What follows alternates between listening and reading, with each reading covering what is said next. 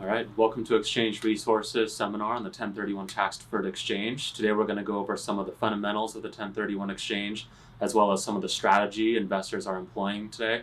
We're also going to go over a lot of the general requirements and common pitfalls of 1031 exchange investors. I like to start with the definition of the 1031 tax deferred exchange. It does come from section 1031 of the Internal Revenue Code. In a brief description of Internal Revenue Code section 1031, it is a transaction which permits an investor to defer the payment of capital gains tax by exchanging like-kind investment property for like-kind investment property. Now, a lot of people, they get hung up on like-kind investment property. What is that definition? What is the Internal Revenue Service looking for when it comes to like-kind? Well, I can tell you like-kind is not a specific type of asset, but the qualified use of the property. The IRS is looking for either productive use in a trade or business or real property used for investment purposes. So what may qualify as a replacement property? Examples of like-kind real property include single-family residential, multifamily residential, commercial, office, retail, triple net, land, oil and gas rights, mineral rights, air rights, easements, 30-plus year leases. If you have any investors coming out of New York, a 30-plus year lease is called a co-op. It does qualify for the 1031 exchange, and also the Delaware Statutory Trust. These are all examples of potential replacement property for you as an investor or your investors. What does not qualify? Primary residences, you will have the Section 121 exclusion. Stocks, real estate investment trust, and personal property. One of the only changes to the tax code a couple of years ago was they removed personal property exchanges. It is now for real property only. So going over the general requirements for the 1031 tax deferred exchange, I'd like to start with holding title. Now, holding a title is very important to the Internal Revenue Service. The Internal Revenue Service gives you this benefit of deferring your taxes through a 1031 exchange because you, as the taxpayer, are the one receiving the benefit. So the same taxpayer who holds title to the sale property or the relinquished property must be the same taxpayer who holds title to the replacement property. We are just simply a number to the Internal Revenue Service. They want to see the same tax ID number on the sale as the purchase. So the same tax ID number needs to be on the sale and the purchase property. This is because they want to see that continuity of one investor exchanging and keeping title to that property. So it's really important that when you as an investor or you with your investors consult a CPA or tax attorney to figure out exactly what entity holds title to this property. It's important because single member LLCs, multi-member LLCs, general partnerships all have different tax treatment, and it really is going to depend on what tax ID number and what entity has been paying taxes over the course of their investment. So it's really important to establish both their CPA and how they've been filing their taxes and what kind of entity is used to shelter that piece of property. The second most important general requirement for the 1031 exchange is replacing the debt. Now, a lot of investors think that if they sell a property, for example, for $1 million, and $700,000 of that property is equity, $300,000 of that property is a loan, that they have to only go out and purchase $700,000 of property. When the truth is, they have to purchase both the equity that they relinquished and the debt that they relinquished. You cannot decrease your liability by getting rid of the loan on the replacement property. So when your investor goes out and sells a property for $1 million, they may deduct their non-recurring closing costs, and for this example, maybe that's $50,000. They must now go out and purchase $950,000 of real estate to fully defer their tax consequence. Now, replacing debt is very important, and it can be done in several ways. First, your client may come out of pocket with cash. If they come out with $700,000 in cash and they add an additional $300,000 of cash, that would satisfy their debt requirement. They could also get a hard money loan, they could get seller financing, or they could go out and get another traditional mortgage. These are all the options available to them as an investor. Now, the third most important thing to remember as part of the 1031 tax deferred exchange is what kind of potential tax liability you are being able to defer. Now, this is made up of several parts. First is capital gain tax. Second is depreciation recapture. they may have the Medicare surcharge tax and also their state tax. And so when it comes to getting the full picture of what your investor or what you as an investor is going to be paying in taxes, it's really important to consult your CPA or tax professional to get an accurate representation of that deferral amount. I think one of the easiest ways to decide whether a 1031 exchange is right for you is to look at your potential tax liability and what you're going to end up having to pull your checkbook out for. So why would you as an investor consider a 1031 tax deferred exchange? We know it's not a loophole. It is part of the Internal Revenue Code, Section 1031, and there are so many reasons this might be the right transaction for you. First is simply deferring tax consequence. Consult with your CPA and just ask them, hey, what are my tax consequences? What am I looking at regarding my taxes? Second is definitely increasing cash flow. I think a lot of investors don't realize that they have a ton of equity built up in this property. That equity is doing nothing for them if their rent is not scaling just as quickly. So increasing cash flow is a huge reason to do a 1031 exchange. Third, diversification. Diversifying your portfolio. Your stock portfolio, you probably diversify. There's a lot of things that you diversify in your life that's the same thing for your investment property, diversifying your assets. If you have all your eggs in one basket, that's simply putting yourself at more risk. So one example might be you own one property. You lose your tenant in that single family home. You have now lost 100% of your income from your assets. Now, if you had, say, 1031 exchanged that property into 2 or 3 properties, you would now only be losing 35% of your rental income. So diversifying could be an excellent reason to do a 1031 tax deferred exchange. It could work the other way around though. Maybe you want to consolidate. We have a lot of investors with a bunch of single family homes. They're tired of running around to all these single family homes in all these different zip codes. They want to consolidate into one larger asset that's a little easier for them to keep their eye on. Maybe they want to consolidate all of those single family homes into a large multifamily project, something that they feel they have a little more control over. It's a little easier to manage. You can hire one property manager for the entire building, and it gives them a little bit of peace of mind as far as they're still diversified as far as multiple doors, but they now have a little less management headaches as far as getting around to all their different properties. Now, probably the fourth most important reason to consider a 1031 exchange might be a relief from management. If you have a client right now or an investor, or you as an investor are tired of managing the managers, tired of the terrible T's, tenants, trash, toilets, termites, tenants, it's really important that you consider a relief from management objective as a good reason to do a 1031 exchange. There are products out there that qualify as real property replacements that are management free or very little management. And so having those options available to you as an investor or as a professional is going to be really helpful for you to get your clients in the place they want to be. And that depends on their stage of life. Maybe they're really young, maybe they're really old, and they want a more aggressive investment versus a more passive, conservative investment. You get to help them get to that point. Now, the last thing I want to bring up as far as reasons to consider a 1031 exchange. There are so many other reasons, but one reason might be estate planning. I know a lot of people, they hear that benefit, defer, die. And that's because their heir is going to step up in basis and never have to pay any of the taxes. So estate planning might be a good reason that your clients are considering a 1031 exchange.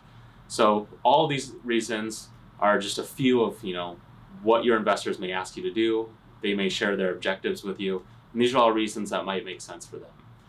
Last but not least, a lot of investors like to stay near their properties. With technology today, it's not necessarily required, but a lot of investors, if they're leaving the state, they might want to take their investment property with them and invest locally, especially those investors that want to self-manage. So it's important that they understand that they have this ability through the 1031 tax deferred exchange. So now that we've talked about some of the general requirements for the 1031 exchange, I do want to get into the process. And the process of the 1031 exchange begins with you as the taxpayer. The taxpayer is the one ultimately deciding that this is the right vehicle for them. They've consulted their CPA, they've consulted their attorney, they've now decided, hey, I want to do a 1031 tax deferred exchange. Now, my company, Exchange Resources, wants to team up with your advisors. That means your tax professionals, your real estate brokers, your property managers, your lenders, to make sure that this transaction is a success. Now, we start out by simply starting a conversation on the 1031 exchange. What kind of property do you own? What are your goals? And how can we help you get to that point? We are a qualified intermediary. That means that we are responsible for helping you through this transaction, abiding by all the laws, rules, and regulations of the IRS so that you have a successful investment property. Now, there are several ways that the IRS allows this transaction to go. The first is the delayed exchange. This is by far the most common type of 1031 tax-deferred exchange. It is a forward-moving exchange. This means that you're going to sell first and you're going to buy later. It begins with a traditional sale. You're going to list this property just like you would any property. We're going to have special contract language that's going to go into the contract that's notifying the buyer and seller that this is a 1031 tax-deferred exchange. Now, the transaction doesn't technically start until the close of escrow, but we need to be assigned into the contract at the close of escrow or before the close of escrow. This is because at the close of escrow, those funds are going to be transferred to either you as the taxpayer, and that would become constructive receipt, and that would be now a taxable event, or it would be sent to our company as the qualified intermediary, where we would hold those funds while you're executing your 1031 exchange. So we must be brought in prior to the close of escrow. Now, at the close of escrow, you're going to have 45 days from the close of escrow to identify your replacement property. Now, you have several ways that you can do this. A, the 3-property rule. This means that you may identify up to 3 properties regardless of fair market value.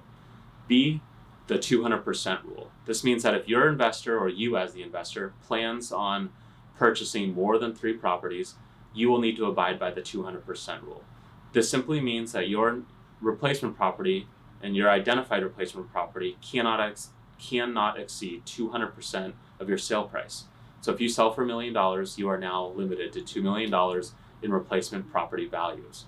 Now, a lot of people know that if you're selling here in California, especially Southern California, and you're moving into Indianapolis or Tennessee, you're going to have to purchase more than 1 property to utilize the value that you've now relinquished. So it's important that you are aware of all the different identification rules available to you.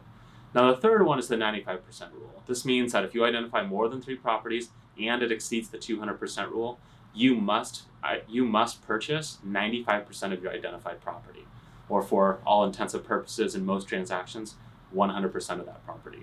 So that's something to be aware of, something to be mindful of, is how you're going to identify those properties. Now, that 45 days goes by very quickly, so planning in advance is extremely important. 45 days is just shy of 2 months, so that goes by very quickly. So after the 45th day, you're going to have the remaining 135 days to close escrow on 1 or all of those properties. The timeline is 180 days long, 45 days at the beginning, 135 days to complete the exchange. Now, that identification sheet, a lot of people, they ask, hey, what happens if those properties get purchased? What happens if that property is no longer available? The first 45 days, you may change that list as much as you need to. If something gets purchased, you replace it with another property. But after the 45th day, that identification sheet may not be changed for any reason. There are no extensions and there will be no backdating of docs. It's really important to remember that 45th day is solid and it will not be changed for any reason. So it's really important to consult all of your advisors, make sure you're approved for the loan, you're approved on the replacement property, you plan on using it for long-term investment, and you fit within all the safe harbor guidelines of the 1031 exchange. Now, the transaction is 180 days long. At the end of the 180 days, if there are any funds remaining in the account, those funds will be sent to you and taxed appropriately. Now we've gone over the delayed exchange, which, by the way, was 90% of our transactions.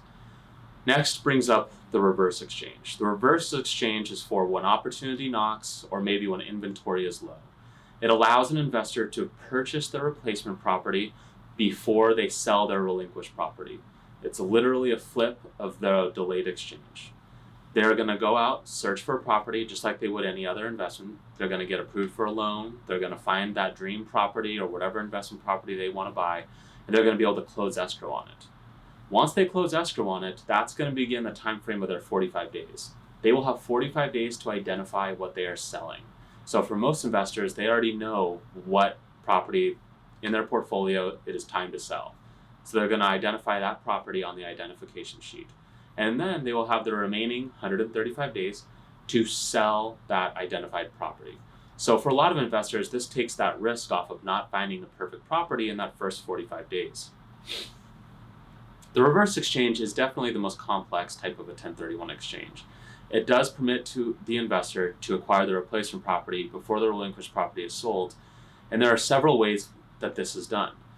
The first is parking the replacement property. That means that you're parking the property that you are closing escrow on. If you're going to close escrow on a property and let a company, a qualified intermediary, park that property in a corporation temporarily, you're not going to be able to have a loan on it. Realistically, it's going to be an all-cash transaction. Now, option B is going to be parking the relinquished property. Parking the relinquished property will allow you to get a loan on the replacement property and keep that loan on that property. So there's several ways this will be done, and it's definitely going to depend on the type of financing that you need to secure. Any funds brought into the acquisition for the replacement property by you as the taxpayer will be reimbursed from the proceeds of the relinquished property or the sale property. So it's important to note that if you have to come in with hard money, if you have to come in with cash to satisfy the exchange, you will be reimbursed upon the sale of the property. Now that is the reverse exchange in a nutshell. It's literally 180 days, 45 days to identify what you're selling, and 180 days to complete the sale. It's a flip-flop of the delayed exchange and can be very strategic for investors looking to minimize their risk of not finding the perfect property in that first 45 days. Now, a lot of people, especially those pre-1984, the IRS required something called a simultaneous exchange. Now, this is the third type of 1031 tax-deferred exchange that we're going to talk about today, and it's definitely one of the more historical 1031 exchanges. Pre-1984, all 1031 exchanges were simultaneous, meaning they had to close escrow. They had to close the sale and the purchase of their investment properties in the same day. This is obviously very challenging. There's a lot of challenges that arise with this type of a transaction. It is still done today, just on a much lower scale. But it is a transaction that I think you as an investor or you as the taxpayer should be aware of. Now, thanks to TJ Starker, he challenged the IRS and he won, and we now have delayed exchanges, reverse exchanges, and other methods of the 1031 tax-deferred exchange. But it is something to be aware of as far as partnerships and exit strategies from different types of holding entities. So the simultaneous exchange is still around today and is still available to you as a taxpayer. The fourth program available to you for the 1031 exchange is called the Build-to-Suit Construction Exchange or Improvement Exchange. Now, this 1031 exchange program allows an investor to sell their relinquished property, identify a new property, and make capital improvements upon that property.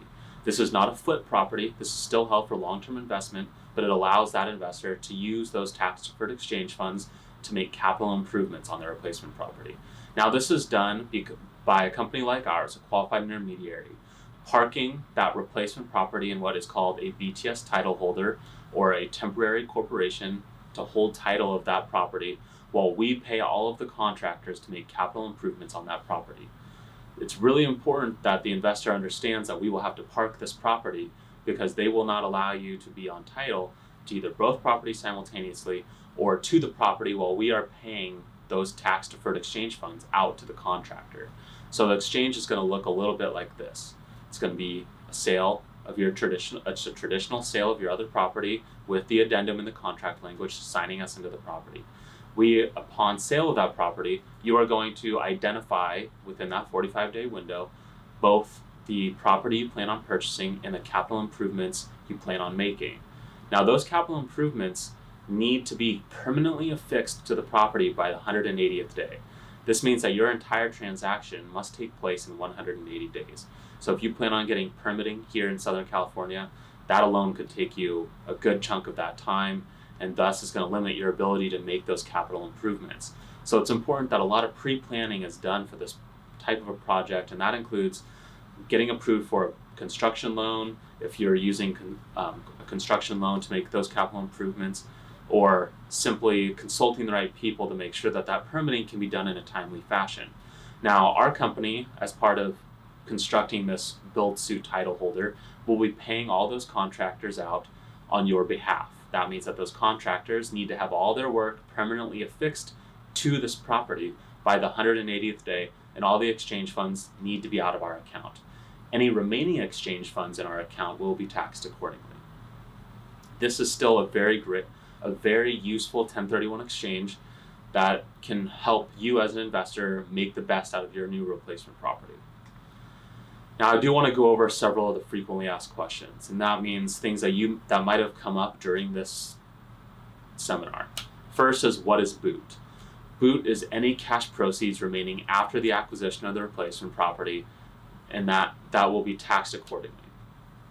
It's really important to remember that if your client does not spend all of the money in their tax-deferred exchange account, they will be subject to taxation on those funds, and that's okay. Maybe they want to take some money out for traveling, paying off credit cards, a new car. They want to use that money for something else. It's okay for them to have funds left in the account as long as they understand the tax consequences of leaving that money in the account.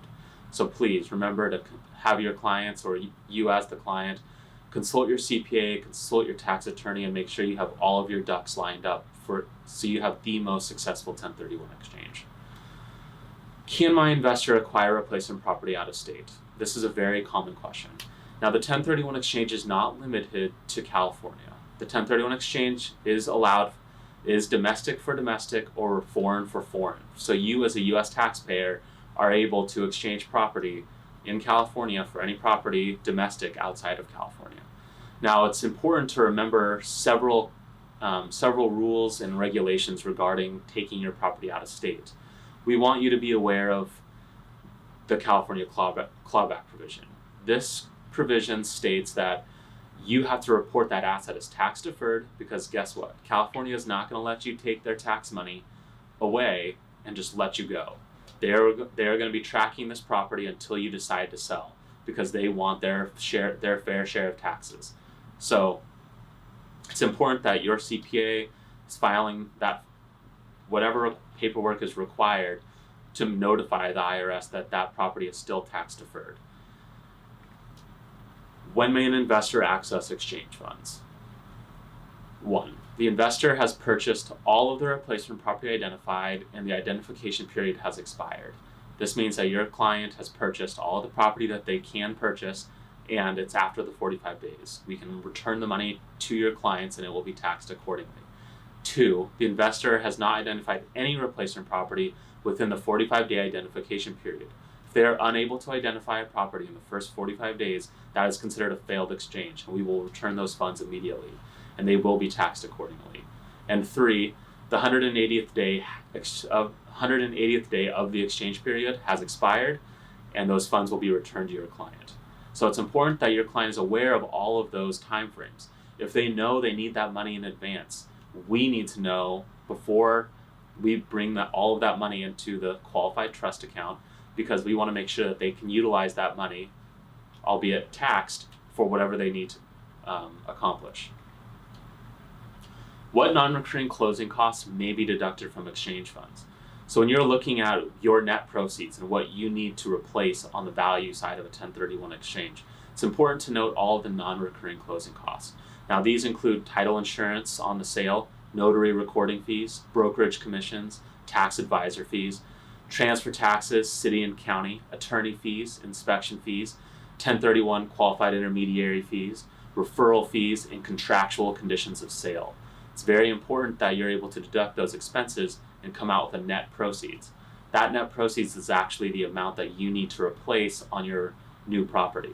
So it's very important that you can add all those up, and we're always available to help you with this. What if my client has a partner? Partnerships are permitted to effectuate a 1031 exchange, but problems may arise if each partner has different investment goals. So selecting to separate or restructure, it's very important that you consult a real estate attorney about what your options are as far as your holding entities and what each of your investors is planning on doing. Plan. I can't stress enough how important it is that you plan in advance for this type of a transaction. It's important to know what your options are to stay within your legal limits. Now, what if your client has several partners or one partner? each entity is going to have its own rules and regulations, and it's important that you know what that is in advance before they get too deep into this transaction. What if my client passes away during an exchange? The estate would be permitted to acquire the replacement property. However, if the proceeds have to go to probate, it is possible that this exchange could completely fail. So it's important to note the age of your client and also who all in their family is involved and who all needs to be notified of this transaction. So do vacation homes qualify? Now, this is a question we get very often. In most instances, a vacation home is used for personal use and would therefore be considered personal property. But maybe your clients don't use this property very much and it is rented out a good portion of the year. It's possible that property could be that property could qualify for a 1031 exchange. I want to bring up several of the rules and regulations that if your clients abide by these rules, their property may qualify for a 1031 exchange. The first is ownership for at least 24 months. We want to establish that safe harbor 24-month long-term investment guideline to show that this property is not being used as a flip and it is not inventory, that this property is in fact used for long-term investment. 2, the property was rented at fair market rates for at least 14 days each of the previous 2 years. As long as it's been rented for at least 14 days, pop that sucker on Airbnb, hire a property management company. That could potentially qualify you for a 1031 exchange. And 3rd, it was not used for personal use in excess of 14 days or 10% of the time it was rented. So it's important that it's not being used primarily for personal use, but for investment purposes. So please consult your CPA to see if your vacation property may qualify for a 1031 exchange. When to open a 1031 exchange? It's important that you know that we're here for you throughout the transactional process, even before you have even thought about opening your account. But we do want you to know that your 1031 exchange must be open before the close of escrow. This is because we must be assigned into the contract, and there's special contract language that must be included. The only time, or I won't say the only time, but most of the time, our failed exchanges come because the investor calls us the day before escrow closes asking us, hey, I heard about something called the 1030 something exchange. And we obviously are able to help them, and we're happy to open up the exchange last minute like that, but we'd appreciate a little bit of a heads up. And we also want to make sure that each of the investors and the parties involved in this transaction are properly educated and ready to help you with a successful 1031 tax-deferred exchange. I'd also like to talk a little bit about the California withholding law. Here in California, 3 1/3% of the sales price must be withheld if the property is over $100,000. This means that you will have to fill out Form 593C, Real Estate Withholding Exemption Certificate for individual sellers to certify the sale as part of a 1031 exchange. That way they don't have to withhold those funds. For the website, if you'd like to get more information on withholding, please go to www.ftsb.ca.gov or 800-998-3676. Are you an investor that's looking to perhaps purchase multiple replacement properties? It's really important that you avoid some of the common exchange pitfalls for the investors looking to acquire multiple replacement properties. First is making sure that you are still within your timeframes. It's very challenging to close on multiple replacement properties, especially when you have the same 45-day identification window to identify those properties. It's important to reach out to your lender, to your CPA, and to just make sure you have all of your ducks in a row so that when the transaction is happening, it's going smoothly and you don't have any unexpected hiccups. The last thing we want to do is have you identifying property that you are not qualified to purchase. Have you ever had a question about who is a related party and can I buy my brother's property and then can my brother buy my property from me? It's really important to know the related party rules for a 1031 tax-deferred exchange because the IRS does not want to see us avoiding taxes by swapping cost basis. So they're going to define a related party for us, and that's going to be as following. A related party is any person or entity bearing a relationship to the taxpayer. Now, if your client is looking at a corporation to be identified as a related party is going to be a partnership in which more than 50% of the stock is owned by the taxpayer. So as long as you don't own more than 50% of the stock, it may qualify for a 1031 exchange. I only bring this up because these are all considerations that you should take into account if you plan on doing a 1031 exchange with someone who you think may be a related party. So selling to a related party. I want to break down all the different rules for related party because it really depends on how the transaction's going and in what direction you're coming from. First, related party issues for selling to. This means a taxpayer can sell to a related party, but the related party must hold the property for a minimum of 2 years or the exchange will be invalidated. That's important to remember. 2 years is that safe harbor ruling that we were discussing earlier. It's really important that you hold on to that property for 2 years to establish that you're not just trying to swap cost basis with your related party. So now that you know a lot of the general requirements for the 1031 exchange and perhaps learned a little bit about strategy, what are your next steps as an investor? You will have the option to contact us and receive a free exchange guide. This is a detailed exchange guide going over everything I just spoke about. This will give you an even more, a much more firm grasp in text about everything that we talked about during this seminar, and hopefully provide that value so that you can help inform anybody else related to the transaction. Also, we'd like to follow up with you. So if you'd like to leave your email, contact info, phone number, or simply shoot me a text at 619-550-6776. If this is even something you're considering at all, please don't hesitate to reach out. It's never too early to consider what your options are with the 1031 exchange.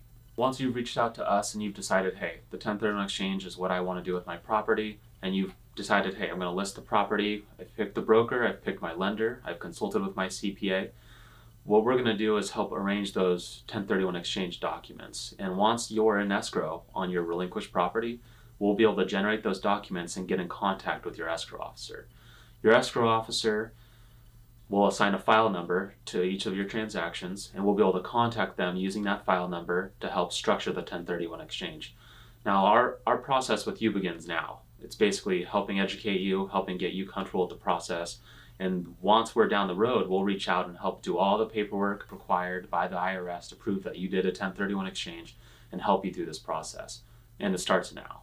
So in conclusion, I do want to go over the different types of 1031 exchanges we explained today. First was the delayed exchange. This was by far the most common type of 1031 exchange. And that's a forward-moving exchange, selling first and buying later. Second, we went over the reverse exchange. That was for the opportunistic investor or the investor who's a little bit shy of the 45 days and doesn't want to risk not finding the right asset. They will have the option to do a reverse exchange. Third was the simultaneous exchange. That's the concurrent closing that pre-1984 everyone used to have to do. And the build-to-suit exchange is for that investor looking to make capital improvements on the replacement property. We're happy to consult on whichever type of 1031 exchange you think is right for you, and also help walk you through the processes so that you can feel comfortable with them. Unlike a traditional sale, utilizing a 1031 tax-deferred exchange will help your money go further and help your investments plan a better legacy for your future. Hopefully after listening to this seminar, you've decided, hey, maybe the 1031 exchange is right for me.